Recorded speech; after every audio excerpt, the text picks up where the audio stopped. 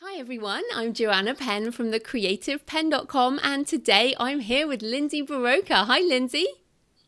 Hello, it's great to be back. About 3 years later, I think.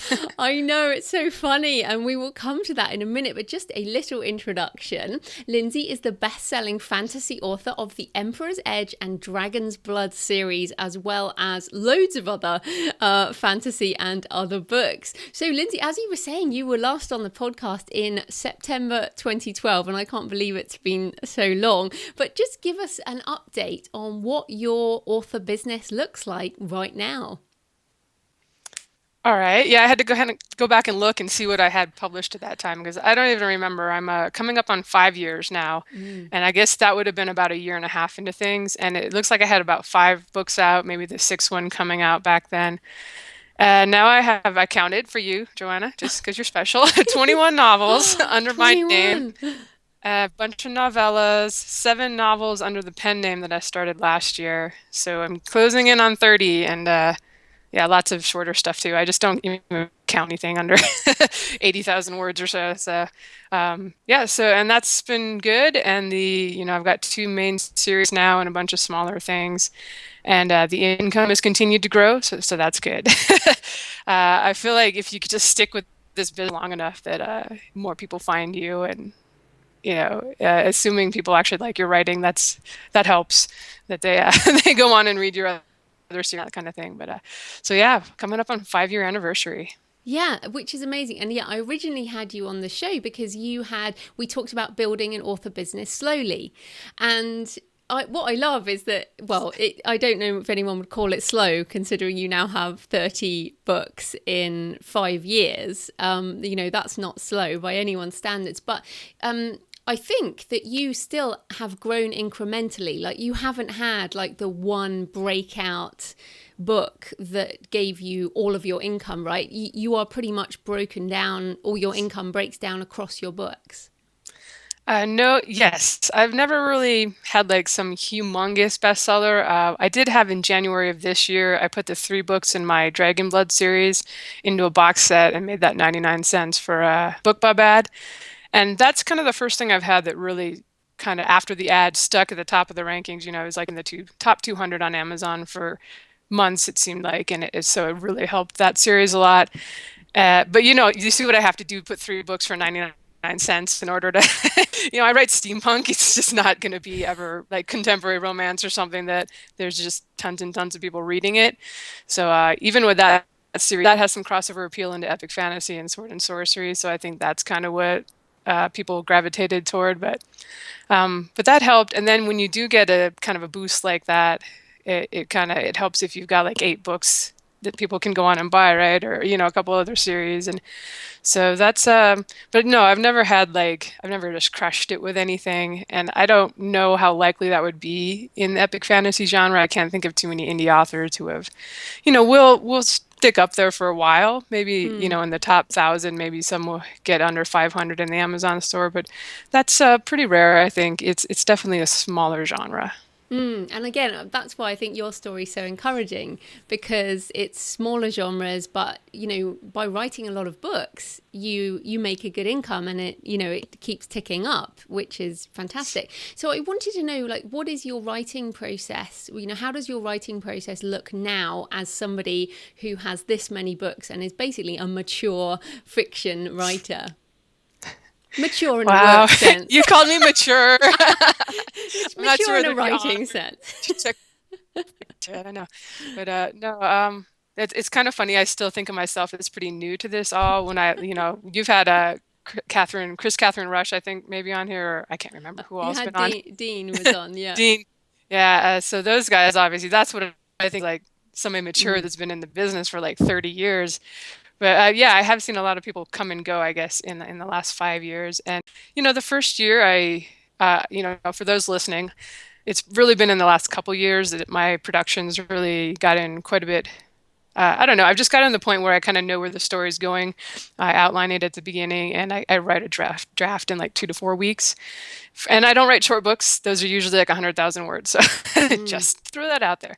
But yeah, the first year I was still working full time, and I think I managed to publish about. I had 2 novels when I started, and I think I published 3 that year. So it's gradually improved. I used to just shoot for like 1,000 words a day. Now it's like 5 to 10,000 words a day when I'm working on a rough draft. I don't necessarily write when I'm editing. I kind of switch Mm. back and forth. So like finish the rough and like, oh, ready to do something different. And so like here's editing. Let's start on that for a week. And so but it is kind of a constant production schedule. I'll finish a rough draft, just kind of quickly go over that, send it to the beta readers. I've got a couple sets for the different series, folks that are nice enough to follow along with my rather rapid schedule. And then while they have I'll usually be starting on the next book, whatever it's going to be the next project. And then I get it back from them, make whatever edits that I agree with, that they brought up, send it off to my editor. And by the time I get that back, I'm pretty much almost ready to send the next thing off to the beta readers. So it's just, it's probably been about a book a month between myself and the pen name for the last 18, 24 months. And maybe I'll slow down at some point. Right now I have so many ideas. I'm like always, I'm in the middle of you know how it is now. I know you've got like since the last time we talked. You're halfway done the first one, and then there's this shiny new idea, and you can't wait to get started on the next one. So. Which is really hard. And for that word count of 5,000 to 10,000 a day, are you dictating or are you typing, or how are you managing it's basically physical exertion of that type of production? Yeah, I'm mostly just a typer, but I will do kind of the outlining. Sometimes I live in the mountains and I take my dogs out almost every day for like an hour or two, just hiking and let them run like crazy. And I'll be sitting and thinking, plotting out the next couple of scenes that I'm going to work on for that day, maybe the next day. I'll sometimes dictate into my iPhone, like sort of the beats as the self-publishing guys call them. I don't know. I think that's from screenwriting. Is it? I don't Yeah, know. it's a screenwriting thing, yeah. Yeah, so I will kind of do that so that when I do sit down at the computer, I pretty much know exactly what I'm going to write. And, if I'm not screwing around on the internet, which we can't always promise that's not happening, I'll knock out 2,000 words an hour. So if I'm pretty focused, I can be done with my writing for the day, you know, by like 4 or 5. And in the evenings I can mess around, and that's kind of when I try to catch up on email and things like that. But sometimes when I'm doing a rough draft, I'll just ignore email for like a week at a time. And sorry, it's hard to ever feel like you're getting ahead with email because as soon as you write something, answer something, Mm. they respond, and you're like, but no, no, no, I'm trying to clean my email box. Don't write back at least till tomorrow. Yeah, no, I know what you mean. Wow, that's incredible. And I mean, I've had Liliana Hart on, Russell Blake, other people who write a lot, and talking about burnout with the kind of production. Do you ever feel like that? I mean, you're pretty chirpy. Do you ever feel that there's kind of It's burnout happening? morning. Ah, it is It's morning. Yeah. morning, and I have my latte here. I'm perky. Um, Gosh, not yet. I think it helps. I started the pen name. It's kind of, I almost felt like I was publishing too quickly. I Mm. think if you're doing like romance or something where they really devour the books quickly, they probably don't care. You can probably publish every 2 weeks and people are like, more, more, more. I do have some readers like that for sure, but I think fantasy readers in general are less of the read a whole series in a weekend kind of thing. So doing the pen name, and for the record, it's science fiction romance, and I'm probably the only person that has a pen name that is in a less popular genre than her main name. So uh, those are fun, and it's something different. And I kind of divided it. Those are a little smuttier, a little more details in the happiness area. Active So romance. yeah, I like that. That's from Mark, or not Coker, Lefebvre, right? Yeah, Kobo. Yeah. Yep. Yep. So those are fun, and by kind of having the two different genres that I work in, even though they're kind of similar types of stories in many ways, science fiction and fantasy, I think it does kind of help keep things fresh too, and having a couple different series that I work on. Well, and I mean, on that pen name, because that was a really interesting experiment because, you'd built up this audience with your fantasy. You have a blog, you're on Twitter, you have a podcast, and you did an experiment with the pen name. You didn't actually tell anyone, did you? You didn't tell your existing audience who it was. Can you talk a bit about that process and how did you launch a new author brand and make any decent money? Yeah, part of the reason I actually wanted to do it that way was because I would do a blog post and I'd get kind of, most people were like, "Oh yeah, congratulations, good job. I'm glad that what you tried worked." Then there'd be some bitter people that are like, "Oh, of course it worked for you. You have a fan base. The rest of us don't have readers yet." So I was like, "No, you can still, develop a fan base and get readers and sell books." And this was October 2014 that I launched the pen name. So I kept it secret for the first couple of months, and I launched three books there kind of quickly. First one I put out at 99 cents just to see if I could, get some traction. And then the second one I released a week later. I'd written the first three, so I was just kind of editing so I could release them pretty much one after the other. And as soon as I released the second one, I made the first one free, and surprisingly, Amazon actually price matched it earlier than I expected. So one was free everywhere. Book two was $3.99, and I believe two and three I put into KU. Just it seemed like you getting the rankings boost. It might be easier to be in the top 100 of a category. So uh, third book came out after about 4 weeks, and I bought ads for the first book as soon as it became free. I got the cheap ones that we don't care if you have reviews. It was like BK Nights on Fiverr, and I don't even remember a couple other sites that were like $5 or $10 kind of Mm. thing. And and that was enough to give. And I had a pretty decent cover for that niche. So science fiction romance. Go look at the covers. They're not really. They're photoshopped. They're not most of them. It's kind of a hard. It's hard because it's hard to find science. It's same with steampunk. It's hard to Mm. find models. It just on Yeah, wearing the Shutterstock. right stuff. Yeah. Please be wearing science fiction clothes if you don't mind, or they have to be shirtless, which is fine because that's trendy in any century. But so it went pretty well, I think, by having the three books ready to throw out there pretty quickly. And I'd actually tried Wattpad for the pen name the few months before the launch and didn't really see much from that. So I think the best thing was just making that first book free and getting some ads and, having the next book ready to go right away. Mm. And yeah, I think the pen name made about 10,000 in that first 2 months. Of course, it falls off because I don't work on it as much. It's probably too much on my plate, really, to try to keep and maintain and build two author brands. Mm. But I have, well, yeah, launched a serial in August for the pen name, like a six-part serialized story, and that did really well. I put it in KU because it hasn't had too much traction on the other sites, and I don't really care because it's the pen name. It's Mm. just easier just to have to advertise and play around on Amazon. And at the time, Rachel Aaron slash Rachel Bach had just posted her numbers for her. This was right when new KU change came, which I don't Mm. know if you want to talk about, but so his pages read. And anyway, the serial did really well and way made more than I was expecting, thanks in large part to Kindle Unlimited. But I don't do it with my regular name. I really Mm. like, much like you, I prefer to be out there everywhere and just try to grow my brand on all of the platforms. But with the pen name, it's just, it's too Yeah. much work to try to do all the social media and try to do everything for all the different sites. Right. So you pretty much, I mean, so launching a new name, it was volume. So having the three books, it was putting the first one for free and promoting it for free, pretty much.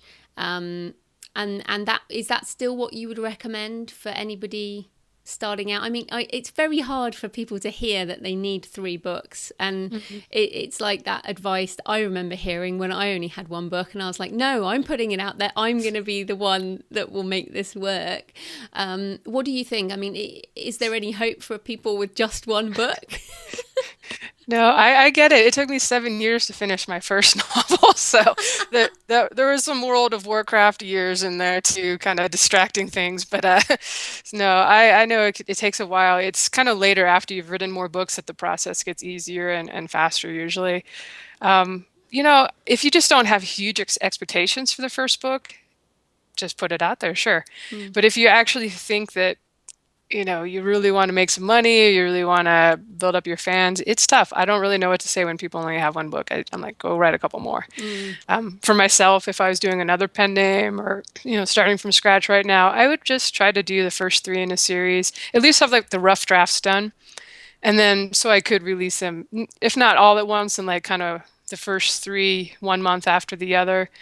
I've just seen with other series, even in my own, that or they're all my own, but under my regular name, I've got some series. Kind of when I finished my Emperor's Edge series, I wasn't sure what was going to be the next big project, so I started like three or four to see what had potential.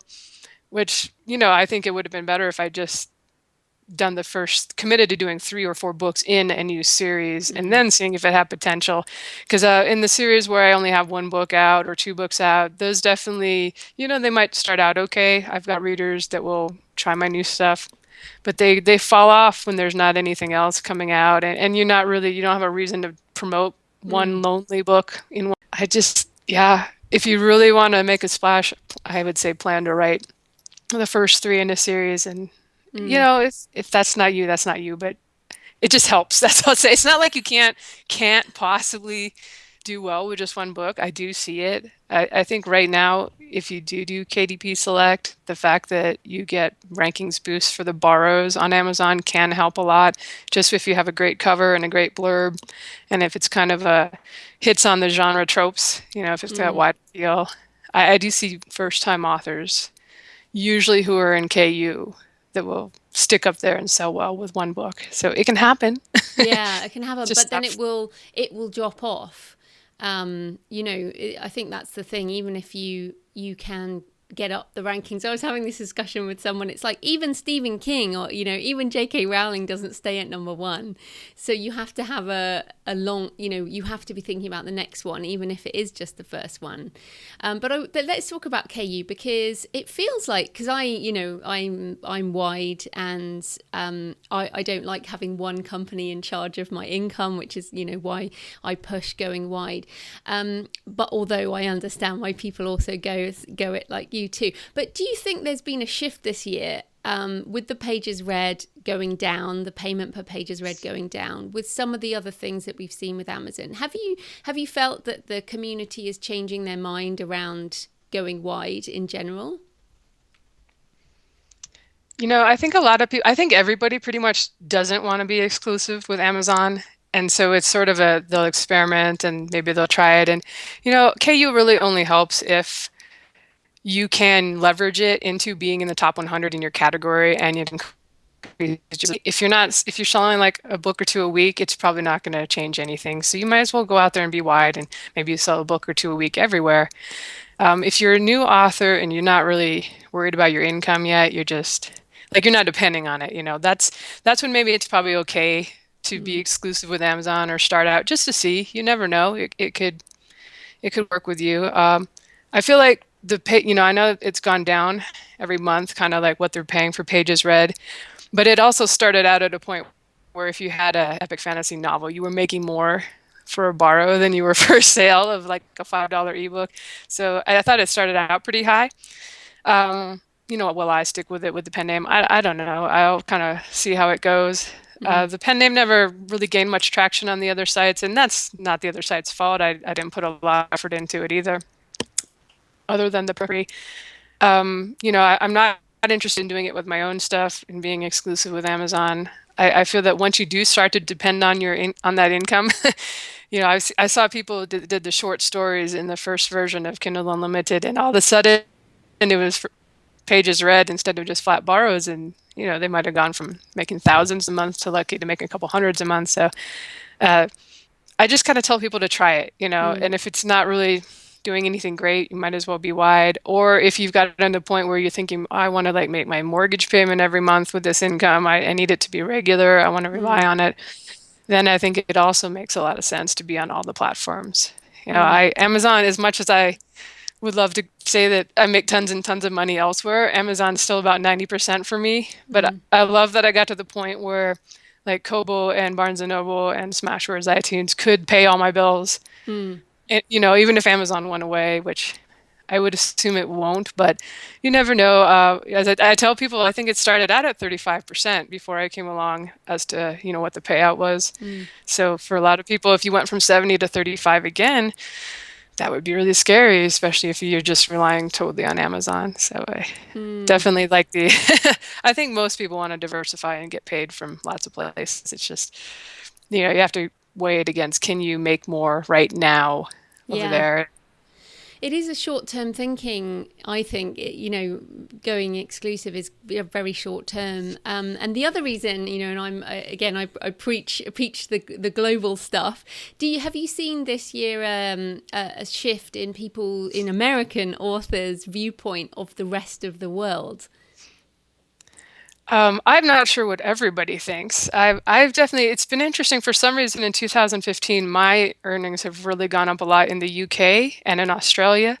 I think it's kind of like my Dragon Blood box set did well here, and it just, for some reason, that meant it also did well in the other countries, even though I have no way to advertise there. I mean, I Mm. know there's a couple, I think BookPub now is in Yeah, India BookBub and the is in UK, the UK. Yeah. but that's about it. There's like, I think there's like the Cuff Forum or something in the UK. I don't really know how to get German, like specifically advertised to those people and say, hey, come check out my book that's in English. I'm sure you want to read it. But I actually do well in Germany. That's kind of my biggest non-English speaking country Mm. that buys my books. So I'm stoked. I'm like, I love my UK people this year. I'm just like, especially the exchange rate. I'm like, yeah, I'm getting, that's like the one, in what is it called? British pounds. Is that Mm. right? Yeah, yeah. The one thing that's higher than the dollar, so Yeah. I get to convert. I'm like, ooh, yes, that's excellent. Most other places, you're like India. Ooh, I made 5,000 rupees. You're like, oh, I can go out for a burger. I can buy my coffee now. But no, you're right. And of course, for me, it's the other way. My biggest income is in US dollars, and translating it into pounds is always quite disappointing.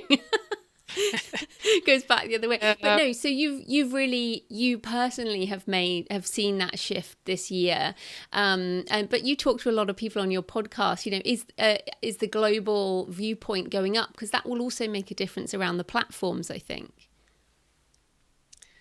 yeah, I feel like a lot of people are still trying to figure out how to sell in the other countries. We've had a couple of Aussie Mm, authors on, and they seem to do well. Like they get it, mm, like they know how to advertise to Australia, New Zealand, and of course, America and the UK. But it's still like we're not quite sure how to get the word out to the other countries. I mm. don't know. I'm gonna have maybe I should ask you, how can I advertise, or is it just important to be in the top 100 somehow, some way in the other countries on the Amazon sites? Or, I love Kobo, their map that Mm. shows you all the different places you've been purchased. I actually just had a contest on my site to help design a couch. It's kind of an ongoing joke in my series. And the winner's in South Africa, so I have to ship 5 books to South Africa. Well, that's cool that I'm being read there. It's going to cost me like a plane ticket worth of shipping to send him his books, but still exciting. Yeah, and I think the global thing, as far as I've seen, I've sold books in 68 countries. Most of those I don't do any marketing to. I think the fact is that any online is marketing. Like this interview is going to go out to listeners in like 17 different countries, and we didn't advertise the show to them. It just arrived on however they found it. And the same with our books. Like what you'll find in these smaller markets is, because self-publishing hasn't taken off so much, your book will be number two in, like at the moment, a French translation of How to Market a Book is like number one on iTunes or something for iBooks in French, because there's basically no other books in that category. So I think we have an advantage in the other countries because there are so few books in those categories. So that I think that's it. I mean, you don't even necessarily have to do any separate marketing. Right. And I think there's a lot to be said too for just kind of continuing to publish year Mm, after year and yeah. putting out more books. You get one person finding you in France, and if they read all your books in your series, that's a good chunk of money. That's more than burgers and lattes and and they tell their friends. And I've definitely had a lot of people tell me that they've told their friends to read my books, which I really appreciate. Mm. There's only so much I can do when it comes to marketing, and I'm actually pretty lazy in that category. I see what works and I see what doesn't take a lot of time each month, and that's Mm. what I go for. Mm. So what is that for you then? What are you finding works for marketing right now in America in English? Right. Gosh, it's really the obvious stuff that everybody's doing. I try to release something often. In the months where I don't have a release or nothing much is going on, I'll try to do the ads for a book one in one of my series. Of course, I always try to get the BookBub ad. Who doesn't? Sometimes it happens happens. Sometimes it does not. Especially with the pen name. BookBub doesn't love the pen name that much. Science fiction romance doesn't really fit into any of their established categories that well. They try to put it under paranormal romance. That doesn't work. And no, these people want vampires. They don't want spaceships. And anyway, what was my point? Okay, so yeah, I'll do the cycle where I'll like drop it to 99 cents or make it free or I've got three box sets now, and I've done ads for one is a complete, what do you call it? A duology, I guess, plus a short story. And the other two are the first three books in my respective large series. So I'll just kind of alternate what I try to advertise. And almost every month I'll try to go around and I'll try to get a BookBub. Sometimes that happens, sometimes it doesn't. Try to get a ENT, some of the bigger sites out there that actually can deliver some downloads. And I just kind of look at it as like every month I'm trying to get some new readers who never heard of me before to check out my stuff. And at this point, sometimes something will stick, like the box sets they'll stick, especially if I leave them at 99 cents for at least a while. And that can help because, there's 5 more full price books in this series that people can read after that. But I don't worry too much about that. I'm just thinking, let me see if I can get out to 100 new people this month. And it just grows. I've got enough people, of course, to sign up for my mailing list and follow along. And because I keep publishing stuff, there's always more stuff for them to buy, which is good. So I think that's just sort of the big thing is writing the next book, putting the next book out, and trying to make them entertaining so people want to continue on with the series. And this is the thing. It just feels like it's not rocket science anymore. Maybe it never was, but maybe it really is just write more books and build your email list. Does that kind of sum it up? Pretty much. Like, I really don't do that much anymore when I launch a book. I'm doing some pre-orders for my series. I think it's about to be the 7th and final book in the series, maybe the final book, probably not. The final book in that arc, we'll see. And, I do a pre-order. I'm like, hey, everybody, here's the links to it. I email my list when it first goes on pre-order. Facebook, place the links there and on Twitter. And then I will, of course, email again the day it's out. And that's about all I do for marketing of a new book. Usually, instead, what I'm going to do is I'll focus on marketing the first book in the series. Since I can't just have people jump in on my books. My series are very much, you have to start at the beginning and read them in order. So I'm envious almost of people who have those open-ended series, like a mystery, where it's a complete story in each one. But I don't know. On the other hand, people that get into a series where it's one complete story tend to read all the way to the end because they want to see what happens. So so it's pretty simple, and a lot of it is just kind of sticking with it, being there over time. A lot of the other authors that started around the same time as I have, I've kind of seen them disappear, and some are still there and they're still doing well. But a lot have kind of just fallen off the radar, and it's interesting that some of the people had a really big hit early on. And I almost think that can be kind of a curse because then you expect that income every month and you just think it's going to keep selling forever. You're like, yeah, I'm awesome. I was the one that was the hit that they say never happens. Maybe because I never had that, did not have high expectations at any point. So I make like $20 my first month, something like that. I don't even have friends and family that many that actually read this genre. So I can, I've heard people say, well, I made it 99 cents. I emailed all my friends and they bought it, and then it was stuck on Amazon. It's like, wow, I don't know that many people. Congratulations. That must have been nice. Yeah, I mean, I agree with you. And that's why I feel like you and I are, similar in that way, and that my income's the same. It ticks up with every book. I've never had like this massive one breakout. But I met an author the other day whose first book made #1 on Amazon UK store.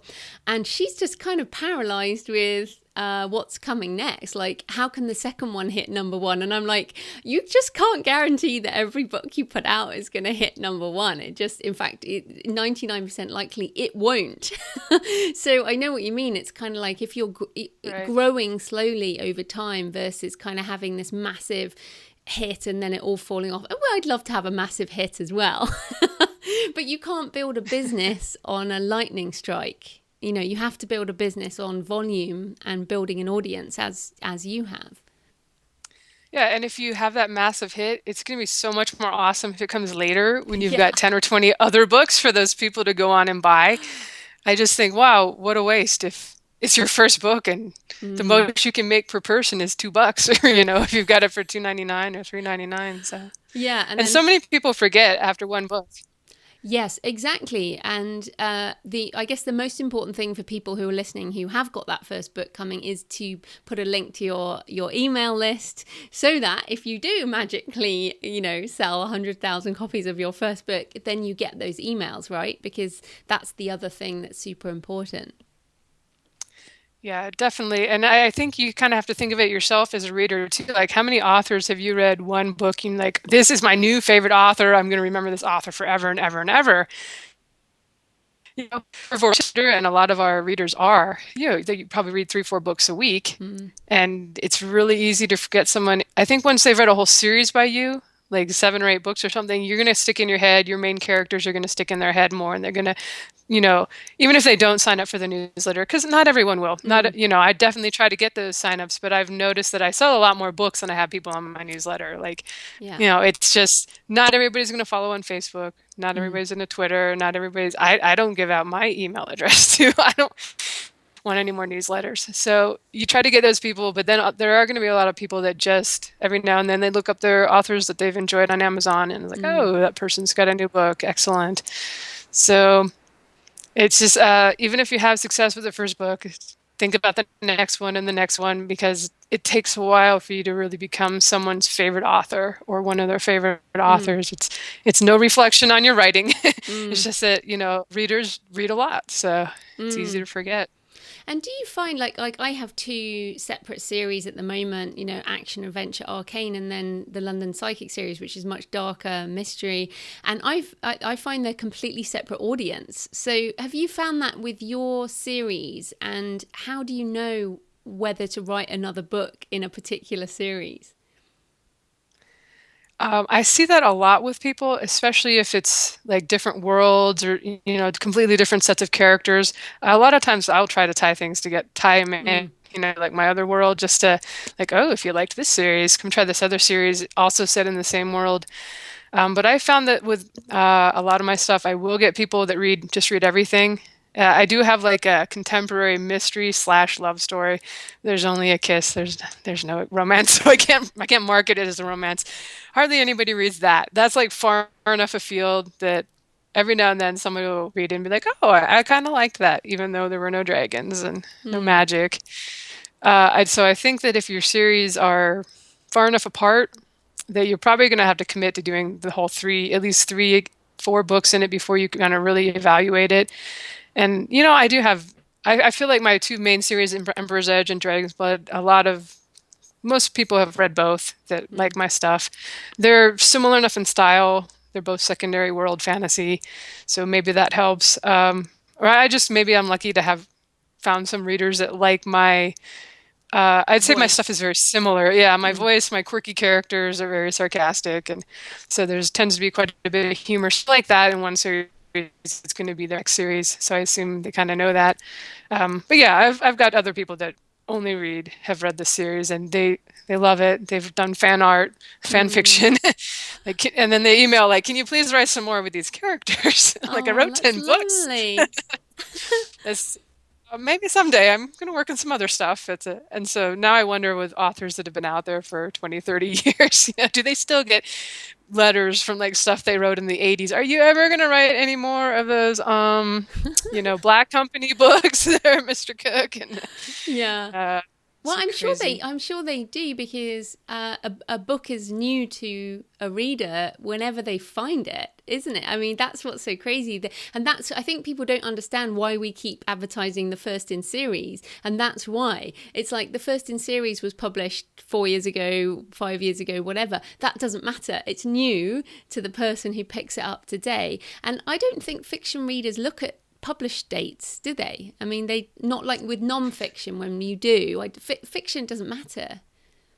Yeah, it's probably not going to be like outdated, or Mm. it's cute when it's outdated when they're they're talking about using phones that are attached to the wall or something. Yeah, so I've had that too. I just had an email not that long ago. Somebody was like cursing me for killing a character. I'm like, killed that character 4 years ago. What are you talking about? Aren't you over that yet? I'm like, oh yeah, yeah. He's probably just reading the series. I got it. Yeah. So, yep. I actually get that with the podcast. Someone just emailed me and said, "Oh, you're going to be in Charleston," and I live near there. And I'm like, "Well, I was in Charleston like 6 months ago or something." So you kind of missed that. But I wanted to ask you about your podcast. Just tell people about that and where they can find it and what it's about, because and whether podcasting has been good for you. Sure. It's a science fiction and fantasy marketing podcast. It's the longest show name you'll ever encounter. And yeah, if you Google that, you'll find us. It's under marketingsff.com. I want to say that I hate that domain name. I lost the vote to someone who's no longer part of the show. So there you go. But we interview, kind of try to find science fiction and fantasy authors that are doing well or doing something kind of unique. Like we had someone on who's doing Patreon, and we've had someone on. I think we had a Wattpad person on. Somebody that's doing well or making some extra money in some other area, or just that had a hit out of the blocks, and we kind of want to find out what they did. I Mm, say I'm lazy about marketing, but I'm always listening and kind of so I can pick mm, out the gems and try them for myself. And I like to see other people that are doing well with a series. We talk about cover art and what's working well for them. Did they do KDP Select or are they wide? Uh, I just, there were already a lot of self-publishing podcasts, which I mm, enjoy listening to. I've been listening to yours for several years now, I think before you even had any fiction. And so we wanted to kind of do a niche. mm, As far as selling books, I don't know that it sells any books. mm, I think it is an opportunity, especially by sticking in our genre, mm. to have some marketing or not marketing, networking kind of things. Like we did a perma-free box set, me and the other two hosts, and we grabbed a few other people that had been guests on there before. And so it's a way to kind of get to know some people in your genre. And if you kind of hero worshiping someone, you can try to get them on the show. It's always nice if you can actually hold up the book for them and like, look, I have your book. I read it. It was good. Yeah. So I'm not sure it's hugely about me selling books. It's probably like Twitter and Facebook. You might get some networking opportunities out Mm. of it down the road. And I figure it doesn't hurt. It's mostly fun to just kind of see what people are doing and pump them for information. Yeah, and I feel the same way. Like the podcast is, we spend a lot of time on our own, and it's quite nice to connect. And you do learn things, and you do connect with people, and their opportunity. It's more like opportunities come up that you either didn't know about or that come up due to knowing people online. But would you? I mean, in terms of, would you recommend podcasting to people as a way of marketing, or I guess, well, it sounds like it's worth it for you, but it is hard to do a podcast, isn't it? Yeah, I found I do it with two other guys, Joe Lalo and Jeffrey Poole, who are both fantasy science fiction authors too. And by doing it with someone else, you're like you have to make an excuse to someone if you don't want to Mm, do the show next week. So it's kind of like going to the gym. If you're going with a friend, you might be less likely to cancel. So I've found that easier for me than just I've tried in the past starting them where it's just me talking, and I find that really more intimidating and I don't know. I want to edit it more. We mm, don't actually edit anything. We just record it on Google Hangouts. And unless the intro was really flubbed up or something, or the guest dropped out after 7 minutes, we've edited a couple times, but mostly we just wing it and put it up as it is. So that makes it a little easier than like maybe a more professional show where you're mm, you're hiring someone to edit it or you're going over it yourself and fixing things up. So that helps. As far as should people do one, the plus side is that it's still relatively uncompetitive. mm, If you actually look up all the self-publishing podcasts, there's still probably only like 10 out there, right? Maybe 20, but that actually have like more than 20 episodes and are mm. regularly producing. So you could do that, or with our show, we also get traditionally published authors on every now and then, just because we didn't specifically say this is indie only. So, and we've had Mm. hybrid people, and it's kind of interesting to have the dog wander off during the show. It's kind of interesting to hear what they've done. And Mm. I have to say, it's as an indie author, usually when I hear what they're doing, traditional published authors, I'm like, wow, they're not really doing anything that's selling any books because I kind of know I'm like a book signing. And they'll be like, yeah, I went to a book signing, and oh, I belong to this. I don't even know.